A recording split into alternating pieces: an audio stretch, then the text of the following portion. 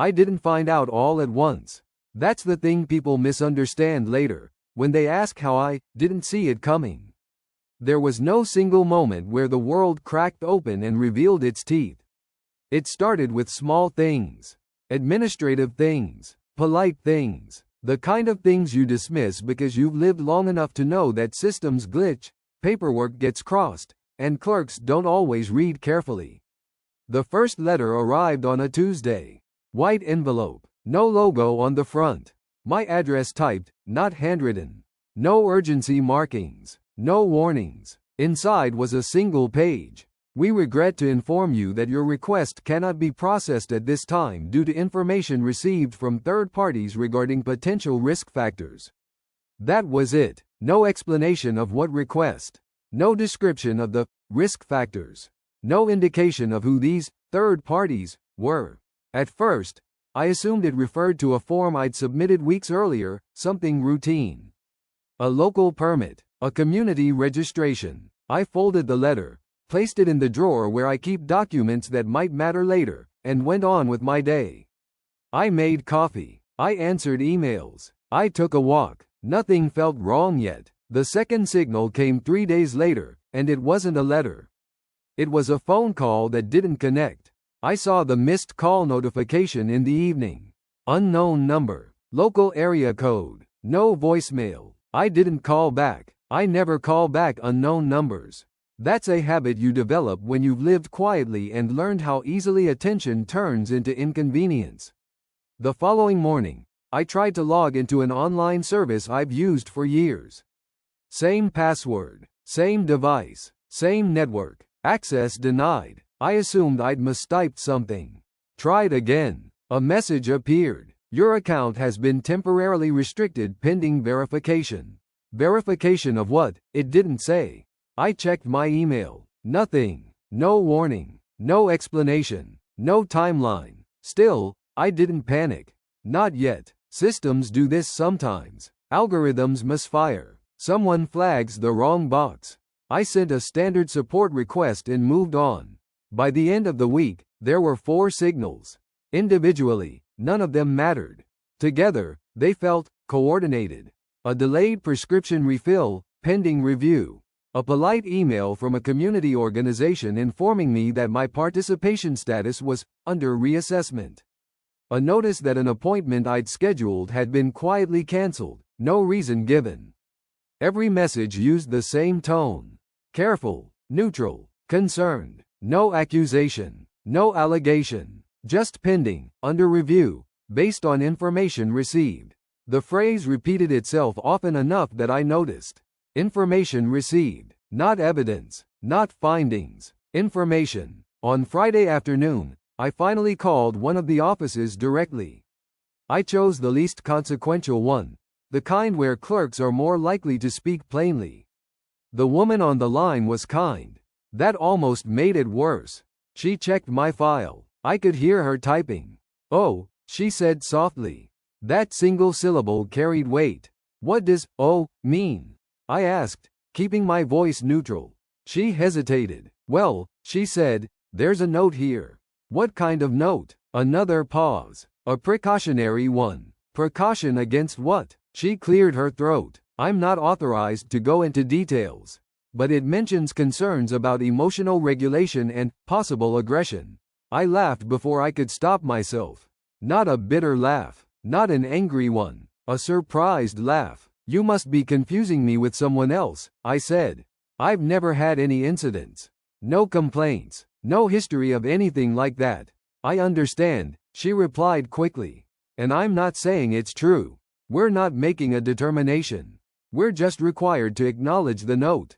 Who wrote it? I can't see that. Who sent the information? I can't disclose that. What happens now?" Another pause. Longer this time. "It depends on whether additional reports are submitted."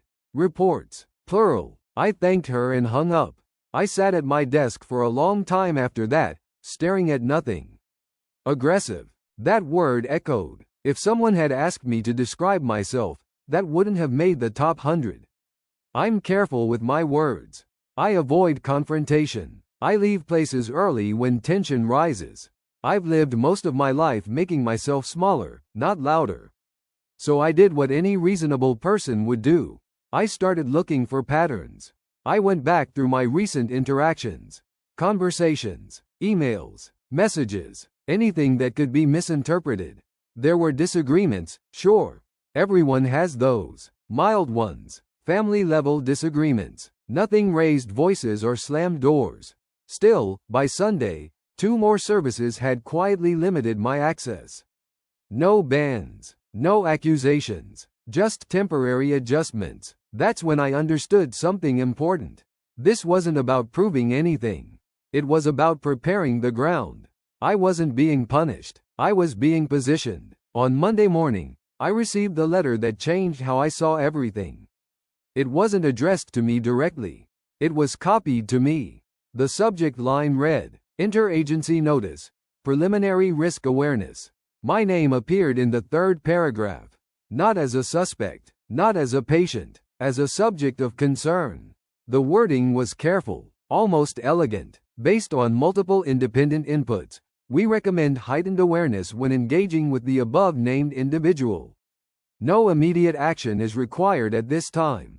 Multiple independent inputs. That's when the cold settled in. Independent meant coordinated without appearing coordinated. Separate voices saying the same thing. And suddenly I understood the real danger. Not that someone believed I was unstable, but that enough people had said it. I was still free, still in my home, still walking the streets, but somewhere, in files I could not see, a version of me had already been written. And that version was not safe. Once you realize something is wrong, the instinct is to correct it. That instinct is dangerous. My first thought was simple.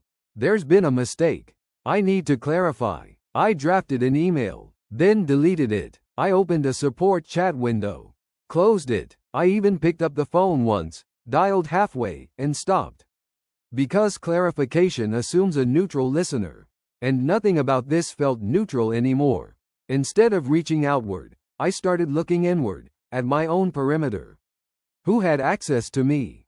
Who spoke about me when I wasn't in the room? I made a list, not names at first, categories, family, neighbors, medical contacts, community administrators, former colleagues. Then I reduced it further. Who would benefit if I appeared unstable? Not emotionally unstable. That's too obvious. Administratively unstable. Someone who forgets. Someone who reacts poorly. Someone who shouldn't be fully trusted with decisions. That's when I remembered the phrase the clerk had used. Emotional regulation. It's a soft phrase. Clinical, non-accusatory, and incredibly useful. Because once that phrase exists in a file, everything else bends around it. A raised voice becomes escalation. A disagreement becomes volatility. Silence becomes withdrawal. There is no correct response once that label is attached. I checked my recent medical records.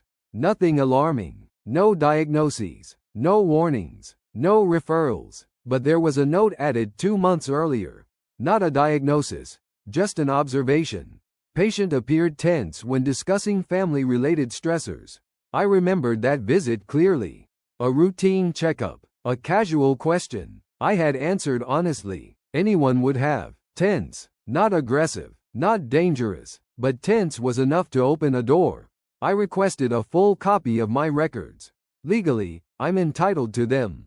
The response came quickly. Too quickly. Your request has been logged. Processing time may be extended due to concurrent reviews. Concurrent reviews. Another phrase. I hadn't requested any reviews. Which meant someone else had. That evening, I received a call from a number I recognized but hadn't saved. A relative, not someone I speak to often. The kind of relationship that exists mostly through holidays and vague updates. I heard you've been having a hard time, they said carefully. I didn't answer right away. Who told you that? I asked. A pause. Well, they said, people are concerned. People again. I felt something click into place. They weren't inventing a story out of nothing. They were repeating one, and repetition was doing the work.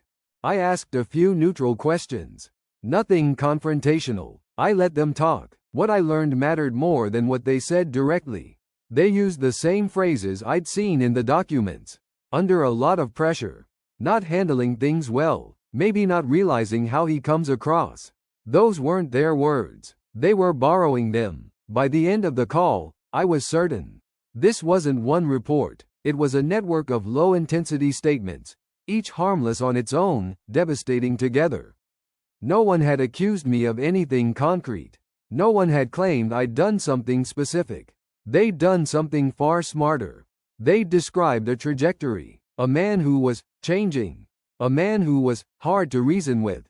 A man who might need oversight. Oversight. That word is poison. Oversight doesn't require wrongdoing, only justification. I went back to the first letter and read it again.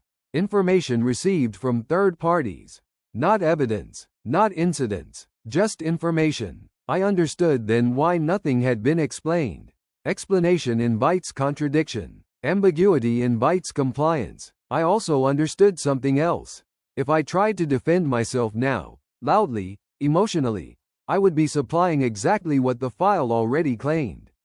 So I did the opposite. I stopped reacting. I became careful, almost invisible. I documented everything privately. Dates, phrases, who said what, and how often certain words appeared. I didn't correct people when they spoke about me. I let them reveal the shape of the story they were telling. Because stories told carelessly always leave fingerprints. By the end of the week, one thing was clear. This wasn't about sending me somewhere. Not yet. This was about making it reasonable if they ever decided to. And the most dangerous part? Everyone involved believed they were being responsible. That's how systems close. Quietly, politely, with concern. The first assessment didn't feel like an assessment. That was the point. It arrived as an invitation. A message in my account portal, written in neutral language, with no sense of urgency and no accusation. As part of routine community wellness coordination, we recommend a brief cognitive and behavioral check-in. This helps ensure continued access to independent services. Recommend. Brief. Check-in. No refusal instructions. No explanation of consequences. Just a calendar link. I stared at it for a long time before clicking. Not because I was afraid of the evaluation itself, but because once you enter a system like that, you don't control what it measures. You only control what you give it to work with. I scheduled it for the following week. Morning. Early. Early appointments are safer. Fewer delays. Fewer interpretations of lateness. The location was not a hospital. That would have been obvious. It was a behavioral diagnostics center. Glass building. Clean signage. Soft lighting. No locked doors. Nothing that looks like confinement. Inside, everything was designed to calm you. Muted colors. Plants. A coffee machine humming quietly. Chairs placed at non-threatening angles. There were other people there, but not many. No one looked distressed. No one looked restrained. That was intentional too. If you ever tried to explain this place to someone later, they would say, "That sounds perfectly normal." I checked in with a tablet. No clipboard. No human interaction yet. A woman called my name. Professional. Warm. Not overly friendly. She didn't introduce herself as a doctor. She introduced herself as a coordinator. We sat in a small room with a glass wall. Nothing to hide, nothing to hold. She asked me questions that sounded harmless. How was my sleep? Any recent stress? How did I feel about my support network? I answered carefully, honestly, but without detail. Then came the subtle shift. She stopped asking questions and started offering interpretations. "You seem very controlled," she said. "Some people use that as a coping mechanism." Controlled. I nodded once. Neutral. She made a note. "Do you ever feel frustrated when people misunderstand you?" "Everyone does." "Yes," I said. Another note. "And how do you usually respond to that frustration?" This was the trap. If you say I get angry, that's escalation. If you say I withdraw, that's isolation. If you say I try to correct them, that's defensiveness. There is no answer that doesn't generate a flag. I pause, I said. "And I think." She smiled slightly. "That's very self-aware," she said. "And still, She wrote something down. The assessment continued for 40 minutes. Memory tasks, pattern recognition, hypotheticals, nothing I struggled with, nothing I failed. But I noticed something important. She never once told me how I was doing. At the end, she stood up and said, "Thank you. This helps us understand how to support you." Support. I left with no results, no feedback, no next steps. That evening, I checked my portal. A new status appeared. Behavioral baseline established. Baseline. That word matters, because once a baseline exists, deviation becomes measurable. The next change came 3 days later. A service I'd been using for years, routine, mundane, sent me a message. Due to updated coordination guidelines, some services may now require additional confirmation. Additional confirmation. I called the number listed. The person on the line was polite but firm. "Nothing is being removed," they said. "We just need an additional clearance to continue uninterrupted." Clearance? From whom? From the coordinating body, they said. It's standard once a baseline review is active. Active. I hadn't been told anything was active. That night, I couldn't sleep. Not because I was anxious. Because I was mapping the system. Assessment. Baseline. Coordination. Confirmation. Each step harmless on its own. Together, they formed a funnel. I realized then that this wasn't about declaring me unstable. It was about creating friction around my independence. Small delays, extra steps, new requirements, until someone, eventually, would say, "This is getting difficult for you. Let us help." And help, in this system, meant handover. The next message arrived the following morning. A follow-up observation period has been recommended to ensure accuracy. Recommended again. Not mandatory, but not optional either. I understood something very clearly at that moment. They weren't measuring whether I was dangerous. They were measuring how easily I could be redirected. And every calm response I gave, every rational answer, was being translated into something else entirely. Not stability, but managed compliance. I opened my notebook and wrote a single line. "They are not watching what I do. They are watching how the system reacts to me." That was the moment I stopped thinking like a subject and started thinking like evidence. The lab request arrived without drama. No warning, no explanation, just a notice in the portal, identical in tone to a utility bill reminder. As part of your ongoing observation period, please complete routine laboratory and biometric measurements. Routine, ongoing, those two words together should never exist. I almost laughed when I saw what was included. Blood panel, cortisol levels, inflammatory markers, sleep rhythm tracking, heart rate variability, motor response timing. Nothing psychiatric, nothing you could point to and say, "This is about mental health." It was all physiology. That's how they do it now. Not by asking what you think, by measuring how your body behaves. The lab wasn't part of the diagnostic center. Different address, different provider. That separation mattered. It created plausible deniability. One place observes behavior. Another collects data. No single entity takes responsibility for the conclusion. The technician was young, efficient, bored. She didn't know my name. Just a number. Blood drawn. Sensors attached. Instructions given. Wear the tracker for 7 days, she said. Don't alter your routine. Don't alter your routine. I wanted to ask whose routine they meant. Mine, or the one they were quietly constructing, but I didn't. I learned early in life that questions make systems defensive. I wore the tracker. I slept normally, ate normally, walked when I always walked. And still, I noticed changes. The tracker buzzed when my heart rate spiked. Once while reading the news, once while standing in line at a store. Both times, I felt fine. But the device didn't record fine.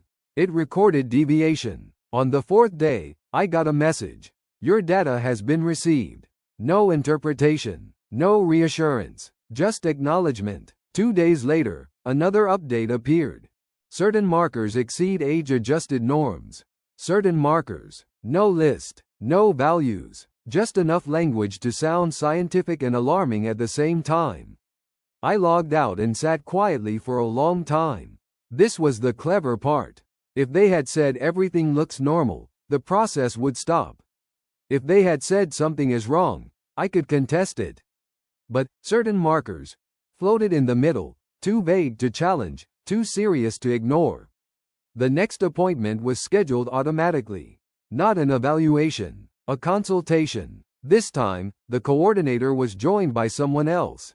A man, older, calm, neutral. He introduced himself as a clinical liaison. That title meant nothing and everything. He didn't ask me questions.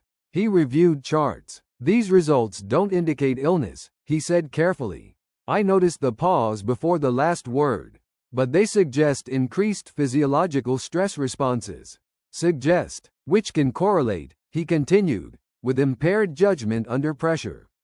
Correlate. I said nothing. Silence makes people fill gaps. He leaned back slightly. We're not saying you're incapable, he said. We're saying the system needs safeguards. Safeguards. For whom? For everyone, he said, as if reading my thoughts. I looked at the charts he'd turned toward me. Lines, graphs, percentiles, no red zones, no danger indicators, just slight elevations, normal variations, turned into narratives. You're still independent, the coordinator added quickly. This is about support structures. Structures. That word landed differently. Because structures don't move, people do. Then came the sentence I'd been expecting since the first message. We recommend a temporary adjustment period, the liaison said. A controlled environment where these markers can stabilize. Temporary, controlled, environment. They never said the word facility. They didn't need to. I asked one question. What happens if I decline? Both of them smiled, not unkindly. Nothing immediate, the coordinator said. But services may require reassessment. Reassessment again. That was the lever. Not force. Dependency. They weren't threatening to lock me up. They were threatening to let the world slowly close. I nodded once. I'll need time to consider, I said. They agreed instantly. Of course they did. Time works for them too. That evening, I checked my portal again. A new section had appeared. Risk mitigation pathways. I didn't open it. Instead, I opened my notebook and wrote something else. This system doesn't diagnose people. It diagnoses risk to itself. And I understood now what the lab data was really for. Not to prove I was unstable, but to justify intervention before instability could be argued. Preemptive care. Preemptive control. The walls weren't closing yet, but they were being measured, aligned, prepared. The document was already waiting when I logged in the next morning. Not sent, not announced, just there. Participation acknowledgement, preventive stabilization program. No warning banners, no red text, plain formatting, clean margins, the kind of document designed to feel harmless. I opened it slowly and read every line the way I used to read contracts, back when language still mattered more than intent. It did not say mandatory anywhere. That was deliberate. Instead, it said recommended, supported, clinically advisable. The phrase that appeared most often was voluntary participation. But voluntary doesn't mean free. It means the burden of refusal is yours. The document explained the program in careful steps. Short-term environmental adjustment, reduced cognitive load, monitored routines, temporary delegation of certain decisions, ongoing evaluation of adaptive capacity. No mention of locks, no mention of confinement, no mention of duration, just until indicators normalize. Normalize to what? There was a section titled Your Rights. I read it twice. I had the right to dignity, the right to care, the right to be heard. I also had the obligation to cooperate. That obligation wasn't framed as a requirement. It was framed as a condition for continued access. Medical services, financial processing, insurance confirmations, housing protections. Every system I depended on was listed, not as a threat, but as a fact. At the bottom of the page was a signature field. My name was already typed. All that was missing was the confirmation click. I closed the document and sat back. This wasn't a trap. Traps rely on ignorance. This was alignment. The system wasn't forcing me forward. It was simply removing the ground behind me. An hour later, my phone rang. No number. Just a label. Care coordination. I answered. A new voice this time. Calm. Professional. Female. She spoke as if we'd already agreed on things. I'm calling to see if you had any questions about the participation acknowledgement. Not if I planned to sign. Just whether I needed clarification. I'm still reviewing, I said. Of course, she replied. Take your time. We just want to make sure you're supported. Supported. She paused briefly, then added. Without participation, certain safeguards may be reassigned. Reassigned. I asked her to explain. Well, she said gently, when individuals decline recommended stabilization, the system assumes elevated risk tolerance. Risk tolerance. As a result, she continued, some autonomous privileges may require external validation. I knew what that meant. More oversight, more reports, more hands on my life. Still not force, just pressure distributed so evenly it felt invisible. I'll let you know, I said. She thanked me for being proactive. After the call ended, I noticed something else. A notification from my bank. Due to updated compliance flags, certain transactions may require additional verification. Updated compliance flags. They hadn't waited. The decision tree had already shifted. I hadn't signed anything. And yet, consequences had begun. That afternoon, I went outside. I needed to walk, to test something. The city looked the same. Cars moved, people talked, shops were open, but the feeling was different. I felt observed, not by people, but by procedures. Every interaction felt like it might be logged somewhere I'd never see. At the pharmacy, my prescription took longer than usual. At the counter, the clerk smiled too carefully. Just a quick check, she said. A check of what? Back home, I opened my notebook again. I didn't write about fear. I wrote about structure. They don't imprison you anymore. They surround you with requirements until stillness looks like relief. That night, another message arrived. Shorter this time. Please note. Failure to acknowledge participation may result in reclassification of status. Reclassification. No explanation. No appeal button. Just a clock ticking quietly behind the screen. I didn't sign. Not yet. But I understood something crucial now. The system didn't need my consent. It only needed my hesitation documented. Because hesitation itself could be coded, logged, interpreted, and used. I went to bed knowing one thing for certain. The next step would not ask. It would schedule. The appointment appeared without asking. Not a suggestion. Not a request. A scheduled interaction. Adaptive capacity review. Initial phase. Date. Tuesday. Time. 9 o'clock. Location. Virtual. Secure portal. No option to reschedule. No button to decline. Just a line at the bottom. Attendance noted for continuity of services. Not required. Not mandatory. Noted. That word again. The one systems use when they don't want to sound like they're watching. I didn't confirm. I didn't cancel. At 8:57, my screen activated on its own. A familiar interface, slightly redesigned. Softer colors, rounded edges, less legal, more therapeutic. A woman appeared, late 40s, maybe early 50s.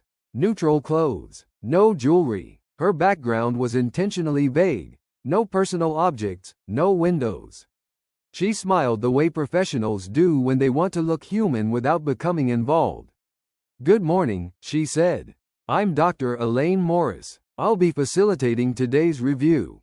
Facilitating, not evaluating, not assessing. Words chosen carefully. I didn't confirm this, I said. She nodded, as if I'd said something expected. The system registered your availability, she replied. Based on recent activity patterns. Activity patterns. My silence. My hesitation. My refusal to sign. All activity. She continued, calm and measured. This is not an interrogation. It's a support-oriented conversation. I said nothing. She waited exactly 3 seconds, then spoke again. For the record, she said, this session is being summarized, not recorded. Summarized, meaning interpreted. She asked me how I'd been feeling lately. Not emotionally, functionally. How have you been managing daily decisions? Have you experienced resistance to assistance? Do you feel others misunderstand your intentions? Each question was neutral on its own. Together, they formed a shape. I answered carefully. Short sentences. No defensiveness. She typed while I spoke. Not constantly. Selectively. After 10 minutes, she stopped asking questions. Instead, she reflected. What I'm hearing, she said, is that you're experiencing heightened sensitivity to procedural change. Sensitivity. Not concern. Not objection. Sensitivity. She continued. That's common when individuals value autonomy strongly, especially after long periods of independence. I recognized the maneuver. Reframing resistance as personality. We're not here to remove your agency, she said. We're here to ensure it's exercised safely. Safely. There it was. Safety is the word that justifies everything. She brought up the reports. Not in detail. Not by name. Multiple sources, she said, have expressed concern about escalation potential. Escalation potential. No incident. No action. Just potential. She explained that the system works on early indicators now. Prevention, not reaction. I asked her who submitted the concerns. She smiled gently. The origin isn't relevant, she said. What matters is alignment. Alignment. I felt it then, the shift. This wasn't about truth. It was about coherence. Whether my version of reality matched the one already logged. She concluded the session with a summary. Based on today's interaction, she said, the recommendation remains unchanged. Recommended participation, temporary delegation, environmental adjustment. I asked what would happen if I continued to decline. She didn't answer directly. Instead, she said this. Non-participation often increases monitoring requirements. Monitoring, which can feel intrusive, she added, and sometimes leads to misunderstandings. Misunderstandings. I noticed she never said consequences. That word belongs to older systems. She thanked me for my time. The screen went dark. Immediately, 3 notifications appeared. Updated care pathway. Temporary financial verification protocols. External liaison assigned. External liaison. That one was new. 10 minutes later, my phone rang. This time, the label read, Community Safety Coordination. A man's voice. Confident. Friendly. Just checking in, he said, to introduce myself. I'll be your point of contact going forward. Point of contact. For what? I asked. For communication consistency, he replied. We've noticed conflicting narratives. Narratives. I felt something tighten. Not panic, not fear. Recognition. They weren't investigating me. They were editing me. That evening, I received an email. It wasn't addressed to me. It was about me. A copy. Sent to multiple departments. Subject. Status update. Subject compliance trajectory. Subject. Not person. Not citizen. Subject. I closed my laptop and sat in the quiet. I understood now. This wasn't about proving I was stable. It was about deciding whether my voice would remain necessary. And the system had already learned how to speak without it. It arrived the next morning in 3 places at once. Email. Portal notification. Printed copy slid under my door sometime before dawn. That alone told me it mattered. The paper version was on heavier stock than usual. Slightly off-white. Official, but not aggressive. The kind of document designed to look reasonable even when it isn't. The title sat centered at the top.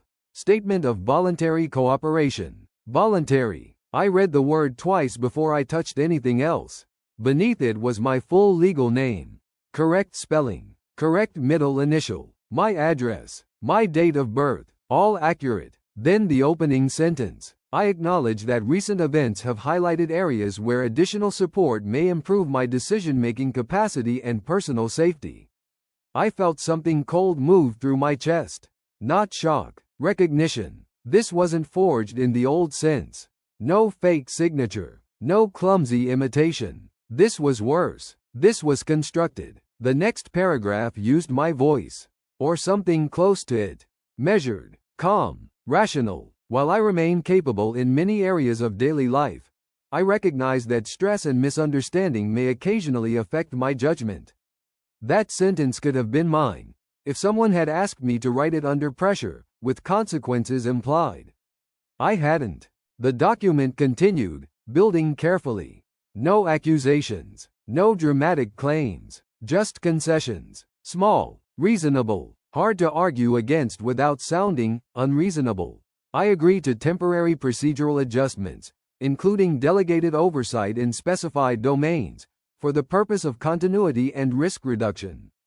Temporary, specified, risk reduction. Each word chosen to soften the next.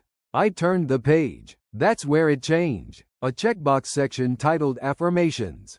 I consent to coordinated care review. I accept assistance in financial verification. I authorize third-party communication as needed. I acknowledge monitoring as supportive, not punitive. The last one made my jaw tighten. Monitoring, rebranded as support. At the bottom was a signature block. Not signed, but dated. Today. Below that, a line in smaller font. This statement reflects the subject's expressed position as interpreted through recent interactions. Interpreted, not stated, not declared. Interpreted. I understood then how this worked. They didn't need me to sign. They only needed to show I would have. That my resistance was an anomaly, not the baseline. My phone buzzed. A message from the portal. Please review the attached summary. If no objections are received within 24 hours, the statement will be archived as current position. Archived, not submitted, not approved. Archived, meaning it would become history. And history is what systems trust most. I sat down at the table and read it again, slower this time. It didn't say I was unstable. It said I was transitioning. It didn't remove my rights. It redistributed them. And if I objected, I'd be objecting to a document that claimed to reflect my own words.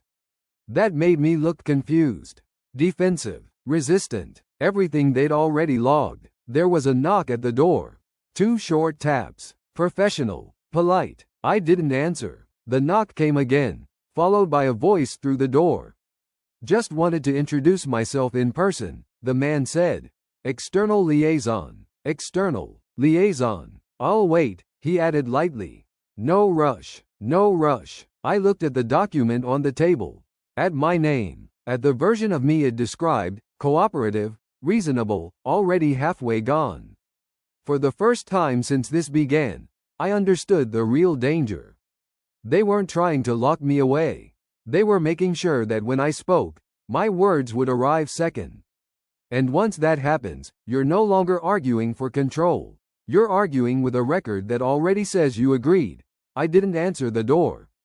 Not because I was afraid of the man outside, but because I already knew what his presence meant. Pressure without force, visibility without confrontation. If I opened that door, the interaction would be logged. Time, tone, body language, cooperation level. Every system needs inputs. I wasn't going to give them one for free. I waited until his footsteps faded down the hall. Then I picked up the document again and read it the way I used to read contracts, without reacting to the meaning, only to the construction.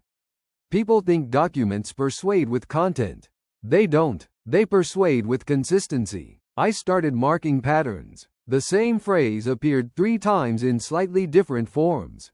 Decision-making capacity, judgment fluctuation, procedural adjustment, different sections, same cadence. That alone wasn't proof of anything. Bureaucracies reuse language all the time. Then I saw it, a sentence in the middle of page 2.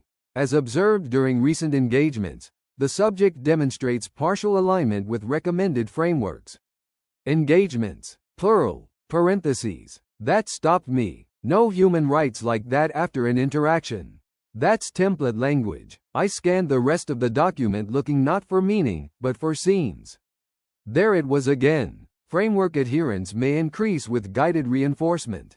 Guided reinforcement. Another phrase no one uses in conversation.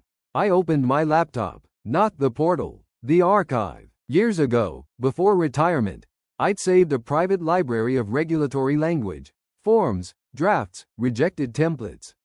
Not for nostalgia, for reference. I searched one phrase, guided reinforcement, 3 results, all from internal drafts of a compliance-adjacent behavioral protocol that was never publicly adopted. One of them included a header note, for cross-agency harmonization, do not release externally.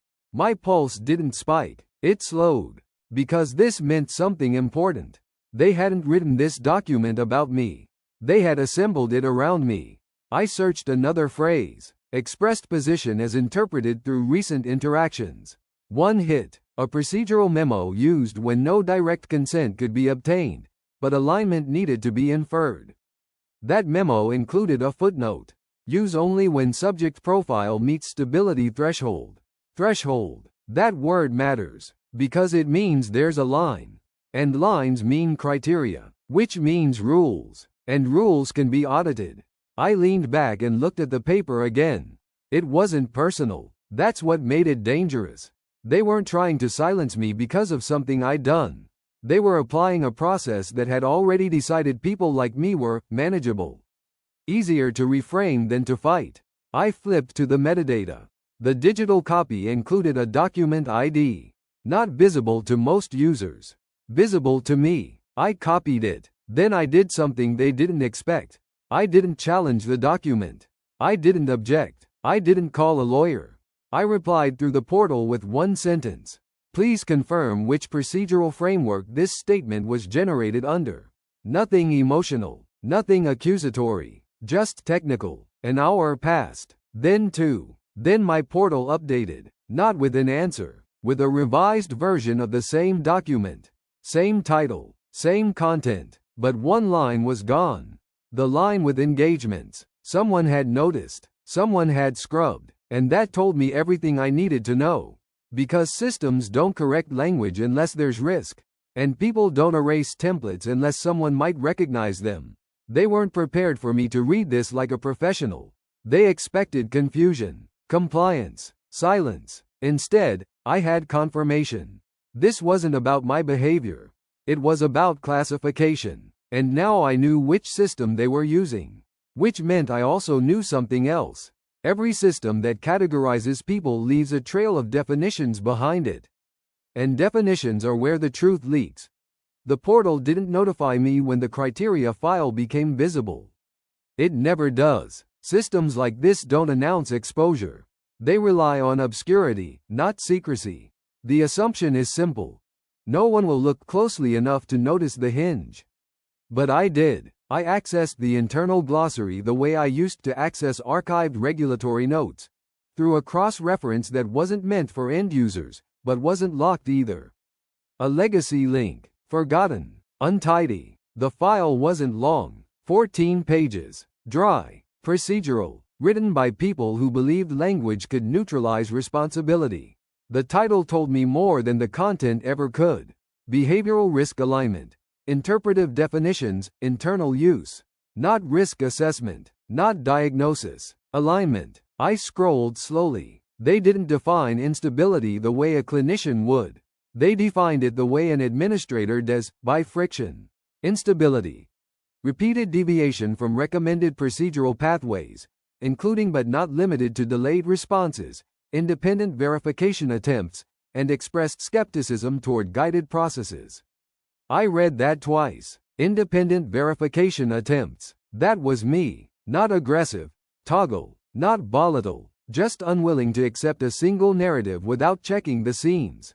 I kept reading. Escalation markers may include excessive documentation requests, formal tone adoption, and reference to historical frameworks not currently in use.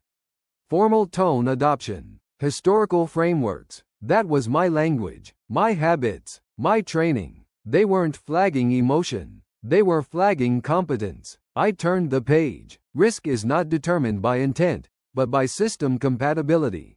That line was underlined in the original draft.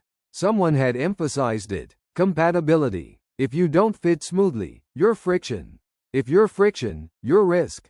And risk needs handling. The next section listed thresholds. Not medical, administrative. Threshold A. Cooperative divergence. Subject complies but queries. Threshold B. Procedural resistance. Subject delays, documents, cross-checks. Threshold C. Narrative disruption. Subject reframes process publicly or externally. I was between A and B. Not because I was unstable, but because I wouldn't move at their speed. There was a note in the margin of threshold B. Initiate supportive reinforcement measures. Supportive reinforcement. Words chosen to soften the mechanism. I closed the file and sat still for a moment. This wasn't about locking me up. Not yet. It was about reshaping my behavior so that escalation would never be necessary. A quiet funnel. Pressure disguised as help. And it only worked if I reacted. If I protested. If I tried to explain myself emotionally. I did none of that. Instead, I did what the document never anticipated. I complied perfectly, but only within their own definitions. The next morning, I sent a message through the portal. Again, one sentence. Please confirm my current alignment threshold classification for record accuracy. I wasn't asking for mercy.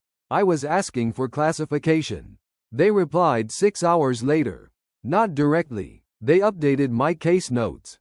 Threshold A. Cooperative divergence. Good. That meant something important. At threshold A, reinforcement is optional. At threshold B, it becomes active. I stayed exactly where I was.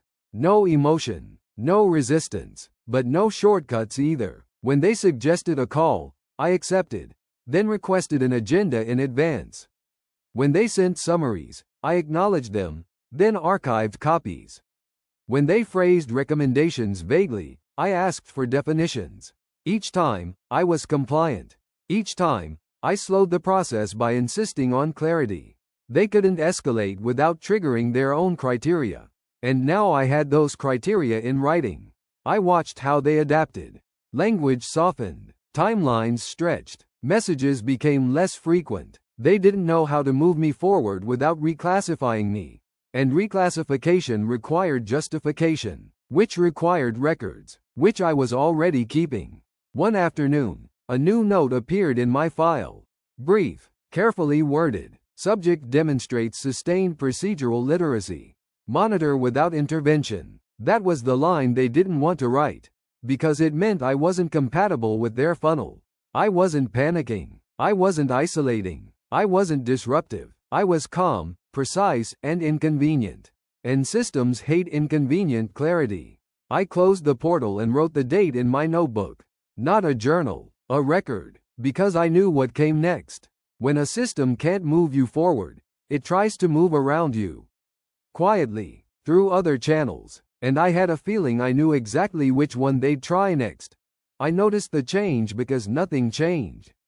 No messages, no reminders, no gentle follow-ups. Silence from a system that had been checking my pulse every 48 hours wasn't neutral. It was tactical. They hadn't closed the case. They'd stepped sideways. That realization came the same way most of the important ones did. Through something ordinary that didn't quite line up. A voicemail. Unknown number. No caller ID. No institutional preface. No recorded disclaimer. Just a woman's voice. Calm. Measured. Practiced. Hello. This is Dr. Harlan. I'm reaching out because there have been some concerns raised about your recent behavior. Nothing urgent. Just a brief conversation to make sure everything is aligned. Please call me back at your convenience. She didn't say where she was calling from. She didn't reference a case number. She didn't go through the portal. That mattered. Every official contact so far had followed procedure obsessively. Logged messages, timestamps, archivable trails. This didn't. This was off-channel. I didn't call back. Instead, I did what I always do when something tries to pass as informal. I looked for the paperwork that should have existed before the contact. There was none. No new note in the portal. No update in my file. No referral authorization. No documented escalation. Yet someone was reaching out to assess me. Which meant one of two things. Either they had authority and failed to log it, or they had no authority and hoped I wouldn't notice. Both were problems, for them. I replayed the voicemail again, slower this time. Concerns raised. Recent behavior. Nothing urgent. Aligned. Those weren't clinical terms. They were administrative placeholders, designed to sound neutral while doing quiet damage. I wrote down the phone number and checked it against the licensing registry.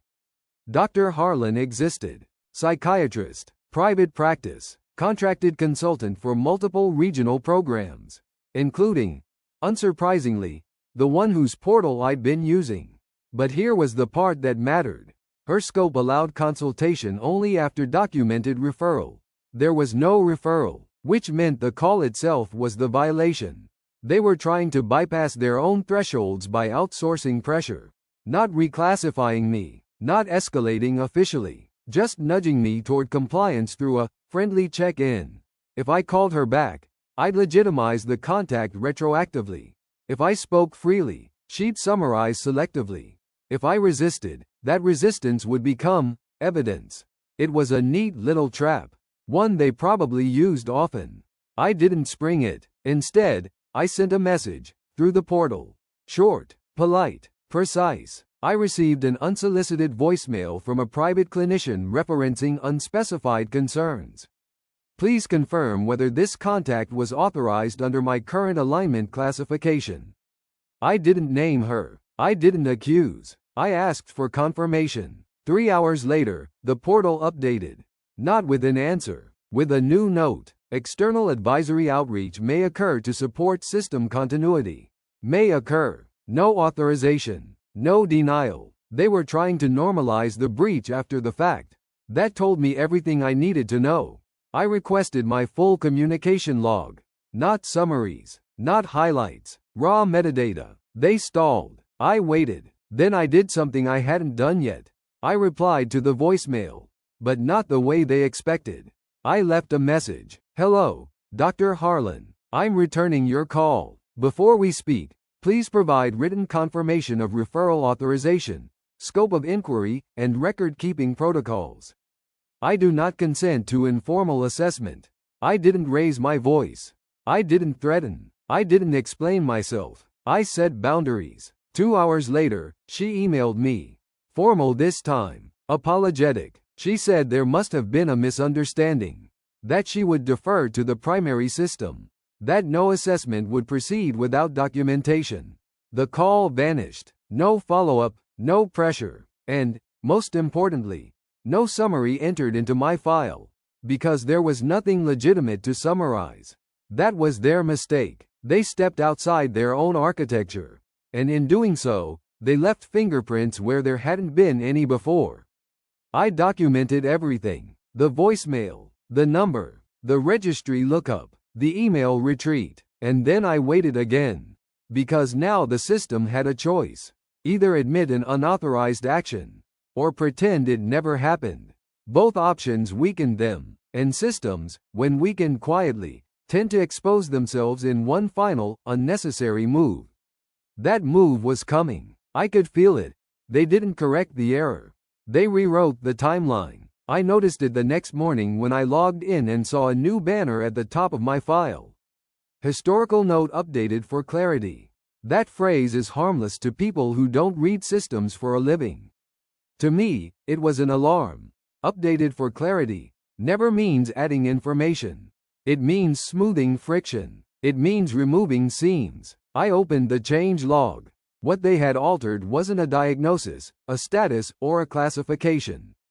It was sequence. Dates had shifted by hours. Message timestamps no longer matched my local records. A note that had originally appeared after my written boundary now appeared before it. Causality had been adjusted, not dramatically, not sloppily, just enough to suggest that their actions were responses, not initiations. The unauthorized outreach no longer appeared unauthorized. It appeared supportive. They hadn't denied the breach. They had buried it. That's the moment I stopped thinking of this as a risk to manage and started treating it as a record to preserve. I exported everything. Screenshots, PDFs, hash-verified copies of the raw HTML. I compared them against my local archive. The differences were small, but small differences are how intent hides. Then I did something the system didn't expect. I submitted a correction request.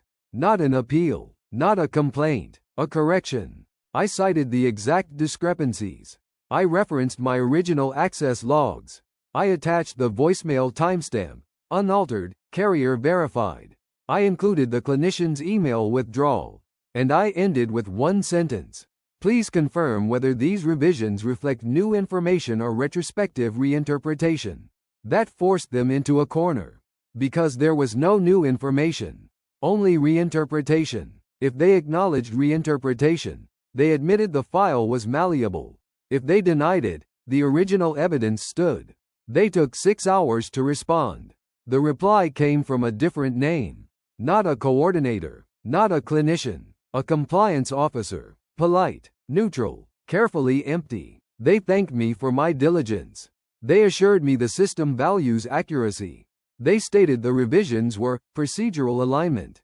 They did not answer the question, which meant the answer was yes. I didn't reply. Instead, I filed a data integrity inquiry with the external oversight body, the one nobody likes because it doesn't do therapy, mediation, or care. It audits. I attached everything. No commentary, no narrative, just records. Within 48 hours, my portal access changed again. Not restrictions, visibility. A new tab appeared. Archived activity. It contained entries I had never seen before. Early flags, internal discussions, third-party communications marked non-patient facing. They hadn't meant to show me that. Someone had toggled the wrong permission layer. And in doing so, they showed the truth they'd been trying to soften. The case wasn't about concern. It was about pre-clearance. My relatives hadn't asked for help. They had asked whether action would be supported if taken. And the system had answered. Carefully, conditionally, but positively. What they didn't count on was time. They assumed speed would favor them. Instead, it gave me a complete trail. By the end of the week, the outreach stopped entirely. No reminders, no check-ins, no supportive alignment. My classification quietly reverted. No announcement, just absence. The oversight body didn't issue a statement. They never do. But the system corrected itself. And once corrected, it stayed quiet. That's how you know it's over. Not when someone apologizes, but when they stop trying to control the story. I didn't celebrate. I didn't confront anyone. I didn't send messages to people who would only rewrite them later. I locked my records. I updated my directives. I named an external custodian. And I went back to living the way I always had. Deliberately. Documented. Uninteresting to systems that prefer easy targets. Some people think survival looks dramatic. It doesn't. It looks like making sure the version of you that exists on paper matches the one that exists in fact. And ensuring no one else gets to edit it without leaving a mark. Thank you for listening. Calm justice doesn't shout. It keeps records.